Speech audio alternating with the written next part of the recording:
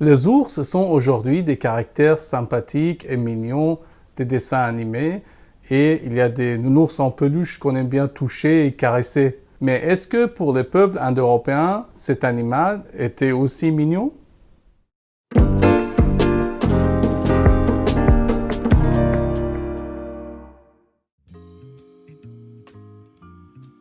Les anciens Indo-Européens appelaient l'ours Hrtku, qui a donné ursu en latin et qui devient orso en italien et ours en français. L'étymologue iranien Yousuf Saadat considère que ce mot vient d'un verbe qui veut dire détruire. C'est-à-dire que le mot ours ou khers en persan veut dire destructeur. Il trouve la racine de ce verbe dans le mot racha dans l'Avesta, le livre sacré des Zoroastriens, qui veut dire détruire. Les Indo-Européens et beaucoup de peuples de l'Europe, surtout au nord de l'Europe, ils avaient tellement peur de l'ours qu'ils n'osaient même pas le nommer.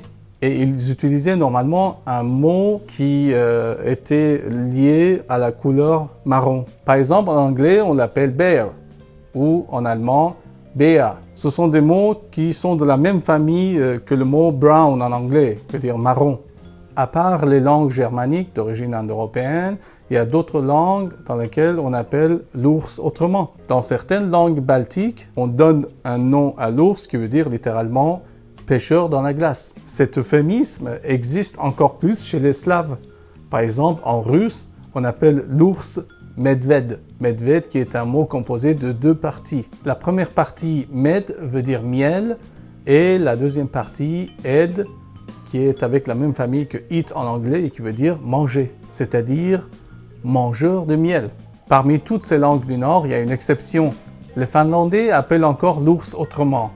C'est toujours pour donner une couleur exotique à ce nom, pour ne pas avoir peur qu'il revienne encore à la source indo-européenne. Ils appellent l'ours kartu, qui ressemble à l'origine indo-européenne, pour ne pas casser ce tabou et parce qu'ils ont toujours peur de cet animal.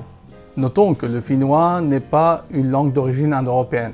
En conclusion, vous voyez qu'il y a une concordance, encore une fois, entre les langues indo-européennes et même avec les autres langues. Comme si le proverbe disait « il ne faut pas vendre la peau de l'ours avant de l'avoir nommé ».